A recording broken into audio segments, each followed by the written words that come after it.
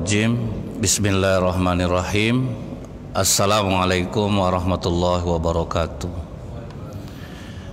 Yang dalam aja bergema ya. Innal hamdalillah nahmaduhu wa nasta'inu wa nastaghfiruh wa na'udzu billahi min syururi anfusina wa min sayyiati a'malina. May yahdihillahu fala mudhillalah wa may yudlil fala hadiyalah. Asyhadu an la ilaha illallah wahdahu la syarikalah wa asyhadu anna Muhammadan abduhu wa rasuluh. Allahumma salli wa sallim wa barik ala hadzal nabiyil karim wa ala alihi wa sahbihi ajmain. Bapak-bapak pengurus masjid yang saya hormati, alim ulama, tokoh masyarakat, cerdik pandai, Bapak Ibu, orang tua yang saya muliakan, hadirin hadirat yang semoga kita semua senantiasa dirahmati oleh Allah. Bersyukur kita kepada Allah dengan mengucapkan alhamdulillahirabbil alamin. Bersolawat kita kepada Rasulullah sallallahu alaihi wasallam dengan ucapan Allahumma shalli ala Muhammad wa ala alihi washabbihi wasallim. Di dalam agama kita ini, Pak, di dalam Al-Qur'an Allah bersumpah demi masa. Ini ayat sudah familiar sama kita. Wal 'asri innal insana lafi khusr. Sesungguhnya manusia itu dalam kerugian kecuali yang nasihat menasehati dalam kebenaran, wa tawassaw bis sabr, yang nasihat menasehati dengan kesabaran. Selebihnya itu orang dalam kerugian. Jadi dalam Islam ini waktu tidak ada yang salah. Waktu tidak ada mendatangkan kesialan. Nah, cuman masyarakat Indonesia ini banyak meyakini mitos-mitos sehingga kadang berbau kesyirikan, dan kita tahu syirik inilah yang membuat doa kita terhalang sampai kepada Allah. Contohnya di daerah Jawa masih ada namanya Nagadina namanya, Pak. Nagadina itu orang lahir dengan weton tertentu, maka dia tidak boleh melakukan kegiatan di hari lain. Misalnya siapa yang lahir di malam Jumat Kliwon, dia tidak boleh keluar pada Senin Wage. Nah, itu Pak, kan susah dia itu, Pak. Nah, yang bid'ah itu yang ini sebetulnya, Pak. Jadi kalau orang lahir di hari itu terpaksa lah, Pak, cari hari lain kalau dia mau keluar, kan susah jadinya, Pak ya. Nah, jadi padahal tidak ada waktu itu yang mendatangkan kesialan sebetulnya. Cuman entah apa dari mana datangnya sehingga orang akhirnya meyakini ini. Kalau dalam ilmu psikologi, Pak, itu namanya batin bawah sadar. Misalnya ketika kita gagal melakukan sesuatu, nanti batin bawah sadar kita akan mengantarkan pesan, wajar kita gagal karena kita gini, wajar, akhirnya betul-betul gagal gitu jadinya gitu. Nah, kalau dalam dunia jin, orang yang mempercayai jin berkuasa di suatu tempat, maka berkuasalah dia di sana. Jadi siapapun yang melanggar ini memang terjadi, Pak, karena dia meyakininya. Jadi kalau kita udah meyakini, kalau dulu di majalah-majalah Kartini, ingat saya tuh, Pak, ramalan bintang, keuangan Scorpio bulan ini aman. Kalau diyakini ya cocok-cocok aja jadinya. Oh, keuangan payah, emang iya betul ya, payah aku bulan ini. Ingat saya orang jual telur asin dulu di Pekanbaru nih. Waktu itu Pekanbaru ini sedang seolah-olah halal lah, Pak, judi SDSB. Jadi tukang telur asin ini cerdik, dia lewat di daerah sini, ditanya orang nanti, berapa angka main, Bang? 1 katanya. Sampai di atas 2, sampai di atas 3, 4 tuh ada yang kena, Pak. Akhirnya yang kena, mantap tukang telur asin, tahu dia berapa angka main. Itulah kerja dia tiap putaran. Jadi dia udah dipesan dengan angka tuh masing-masing tempat, Pak. Ya tentu ada yang kena ya gitu. Nah, jadi ini yang sering terjadi. Nah, ini yang bid'ah yang sesungguhnya itu yang seperti ini, Pak. Contohnya yang lain lagi yang diyakini banyak oleh masyarakat Indonesia ini adalah malam 1 Suro. Sebetulnya, Pak, sejarawan mengatakan Sultan Agung memulai kalender Jawa itu dengan sebutan Sura. Itu bertolak dari Asyura untuk mengingatkan masyarakat berpuasa di bulan Asyura. Nah, rupanya dalam bahasa Jawa Sura itu artinya ikan hiu. Nah, lambat laun bergeser, Pak, keyakinan ini menjadilah keyakinan terhadap bulan Suro itu bulannya Nyi Roro Kidul, Ratu Pantai Selatan. Nah, berapa pergeserannya itu, Pak, kan? Dari ikan hiu jadi keyakinan terhadap Ratu Pantai Selatan gitu. Karena memang akan terus bergeser. Misalnya dulu nih, di Pekanbaru pernah booming Ahad subuh berjamaah. Nah, ingat saya itu. Sampai akhirnya setiap Ahad baru ramai orang sholat jamaah. Nah, itu yang terjadi waktu itu. Nah, kalau sempat bertahan tuh Pak, maka anak cucu kita akan mengatakan sholat subuh berjamaah itu hanya di hari Ahad. Nah, itu akibatnya nanti. Jadi dia akan terus bergeser. Sejarah orang nyembah berhala bagaimana Pak? Lata, Uzza, Ya'ud, Yakuk, Nasor itu orang-orang soleh di masa Nabi Nuh. Dia meninggal, jamaahnya sedih. Datanglah iblis, aku buatkanlah patung orang soleh kalian. Jadi sambil kalian duduk kan teringat juga sama dia. Itu awalnya. Habis itu ditawar iblis lagi, bagaimana kalau tiap-tiap rumah kalian aku taruhkan patung nih satu-satu, biar aku buatkan. Dibuatkan oleh iblis. Nah, akhirnya anak-anak mereka tuh melihat selalu ada patung tuh setiap bapak dan ibu aku beribadah. Akhirnya bergeser sampai menurut anak-anak patung itu untuk disembah. Terus akhirnya menyembah patung sampai pada masa jahiliyah. Jadi dia mengalami pergeseran. Sehingga ada keyakinan, nah, pada masyarakat di sana bulan Muharram. Nah, jadi ke situ lagi pergi ya, Pak. Bulan Muharram, Nyi Roro Kidul, Ratu Pantai Selatan sedang berpesta. Jadi masyarakat tidak dibolehkan mengadakan pesta tandingan. Dilaranglah masyarakat di sana tidak boleh nikah di bulan Muharram. Nah, itu sampai hari ini tuh Pak. Tidak boleh menikah di bulan Muharram. Siapa yang menikah di bulan Muharram, keturunannya akan cacat, rumah tangganya akan hancur. Jadi di Jogja Pak, kalau bulan Muharram ini Pak, tidak laku orang bisnis pelaminan Pak. Sian gitu. Ulama di sana sebetulnya sudah menasihati Pak. Masyarakat ini kan susah Pak dikasih tahu kan. Kalau ulama di sana sudah menasihati gitu. Nah, ini masih bertahan sampai sekarang. Nah, masyarakat yang meyakini itu, dan itu betul-betul terjadi Pak. Kalau mereka nikah tidak dapat anak di daerah itu, kalau mereka nikah rumah tangganya hancur. Di Pekanbaru yang tidak meyakini itu banyak anak yang nikah bulan Muharram itu Pak. Susun paku anaknya setahun sekali, istirahat sebentar, isi balik. Karena kita tidak meyakini itu gitu. Tapi ketika sebuah keyakinan itu betul-betul diimani, nah akhirnya batin bawah sadar katanya mengantarkan pesan, memang itu betul terjadi gitu. Jadi tidak ada bisnis pelaminan di sana. Kemudian nanti ngamuk Nyi Roro Kidulnya, Ratu Pantai Selatan akan marah. Nah, itu masih diyakini di setiap bulan Muharram.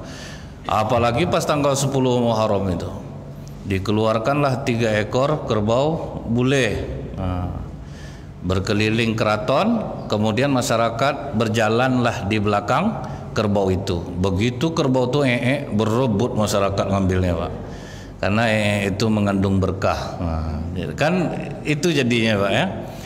Orang Syiah juga meyakini hal seperti itu, cuma berbeda Pak. Jadi septic tank ustadz Syiah itu beda Pak septic tanknya. Jadi setahun sekali septic tank itu dibongkar. Nah, imam tuh yang setahun tuh dikasihkanlah sama jamaahnya. Berebutlah tuh Pak. Ini tidak hoax Pak ya. Bapak tengok nanti di YouTube.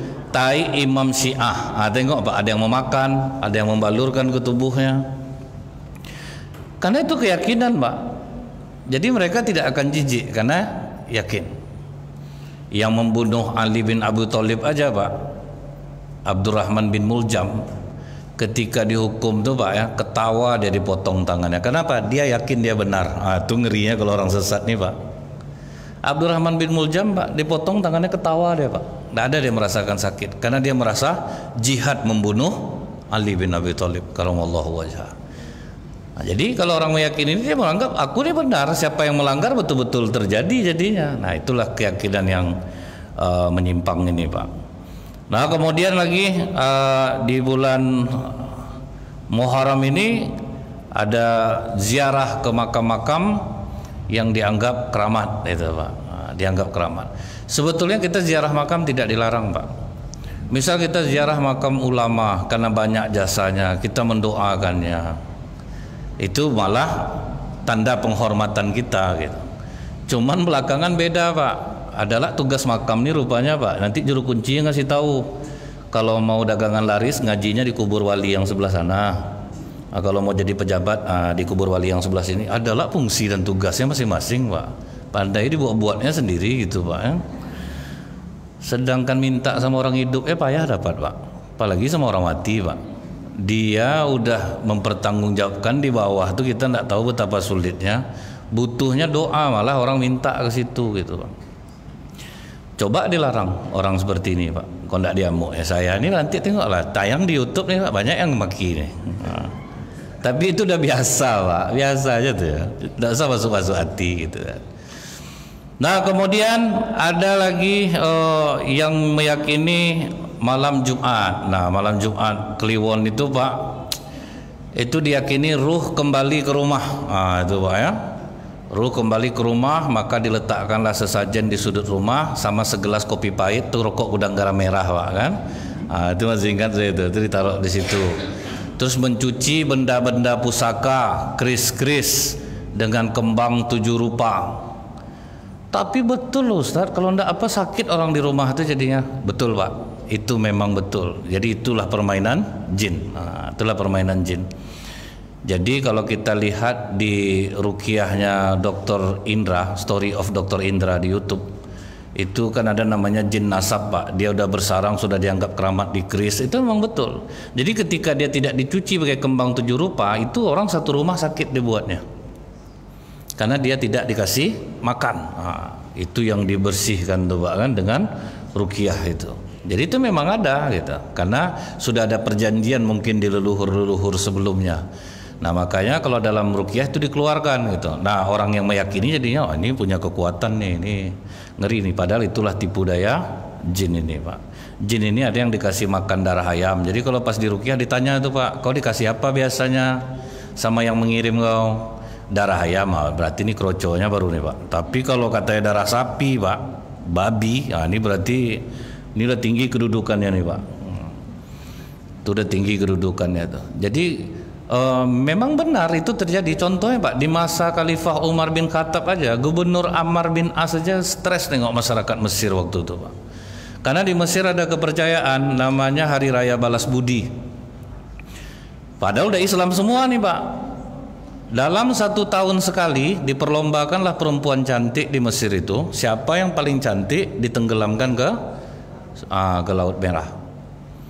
Karena kalau tidak ditenggelamkan surut airnya. Dan itu terbukti, Pak, kalau ditenggelamkan 1 tahun sekali. Pandailah jin ini memilih rupa bu yang cantik lah, tahu dia. Surut airnya, Pak.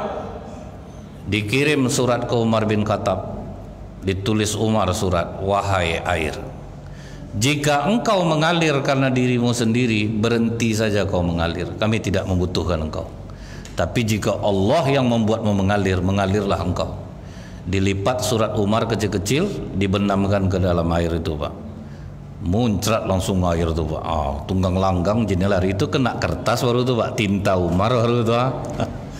Jadi kalau orang yang tauhidnya tinggi seperti Umar tuh, jalan yang dilalui dia aja, iblis aja tidak berani lewat, Pak, kan. Jadi kalau macam Umar bin Khattab ini mau ruqyah tidak perlu baca ayat, nampak, Pak, tegak aja di situ cabut jin itu mungkin, Pak, kan. Jadi kalau tauhidnya makin tinggi itu ya seperti itulah. Dan Umar memiliki kelebihan itu di antara para sahabat dan itu diakui oleh Rasulullah SAW. Kemudian ada lagi hari peringatan kematian. Saya tidak mempermasalahkan, Pak. Kalau kita ingat sejarah, Pak, yang pertama kali membuat yasinan, tahtim, tahlil, doa itu kan Sunan Kalijaga, Pak. Itu bukan perjuangan jangka pendek. Karena agama yang tua waktu itu di Indonesia agama Hindu. Orang Hindu ada meninggal hari, menuju hari, 40 hari, 100 hari sampai 1000 hari. Ditukar oleh Sunan Kalijaga doa-doa itu, jadi supaya mereka tetap pada adatnya, ditukarlah jadi yasinan, tahtim, tahlil, doa. Nah ini tidak ada masalah sebetulnya, Pak, ijtihad dari Sunan Kalijaga ini. Cuman yang jadi masalah adanya keyakinan kalau tidak dibacakan yasin, tahtim, tahlil, doa itu arwah itu tidak keluar dari rumah. Nah ini yang salah jadinya gitu, Pak. Jadi arwah itu pada 7 hari pertama dia standby di rumah aja, main-main dia dulu. Dibacakan terus pindah dia ke teras. Dibacakan pindah dia ke atas atap. Ini istilah Jawa hubungan. Pindah dia, nanti setelah itu dibacakan lagi, baru pindah dia ke alam lain. Nah ini yang tidak boleh gitu, Pak. Keyakinan seperti itu. Kemudian misal lu ingat saya di Pekanbaru nih kalau udah wirid Yasin habis maghrib nggak sholat isya orang Pak. Kemudian saking sakralnya wirid Yasin itu kayaknya masyarakat tidak afdol kalau tidak wirid Yasin. Nah ini yang jadi salah itu Pak. Nah jadi ini yang perlu kita pahami kalau ijtihad dari Sunan Kalijaga ini tidak salah. Karena perjuangan beliau mengubah itu gitu.